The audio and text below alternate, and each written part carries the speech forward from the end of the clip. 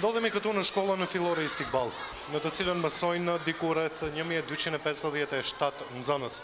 Dera pranë të cilës jam unë është klasa e para 7, mëson paralelja maqedone, gjithsesisht në klasën e para 7 mëson vetëm një nxënës. Dhe kjo ndodh pikërisht në momentin kur nëpër klasat me nxënës shqiptar ka nga 20 deri në 30 e më shumë nxënës, dhe ato jo vetëm në këtë shkollë, por në shumicën e shkollave shqiptare në qytetin e Tetovës. Situatë e njëjtë është edhe në klasa të tjera, të viteve të dyta, të treta dhe të katërta. Klasa këto në të cilat mësojnë vetëm nga 2 ose 4 nxënës, për të cilët mësuesi vjen nga qyteti i Shkupit, shprehen drejtuesit e shkollës Istikball.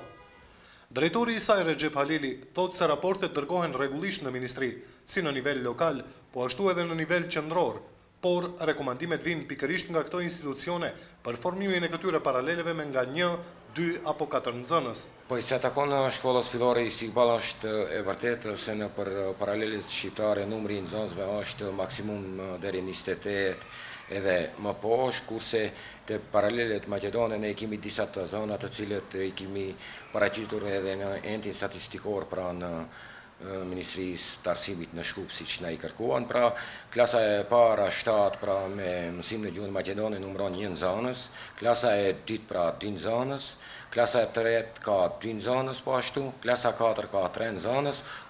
Për Ministrisë të Arsimit veç me 1 nxënës, pra vjen pëlqimi prej Ministrisë të Arsimit. Këtu jemi në shkollën fillore Liria.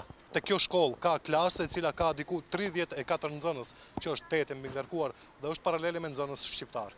Raste të ngjashme ka jo vetëm në shkollat fillore të qytetit, por mbi ngarkimi me nxënës ekziston edhe në disa shkolla fillore të fshatrave përreth, veçanërisht në malsinë e Tetovës.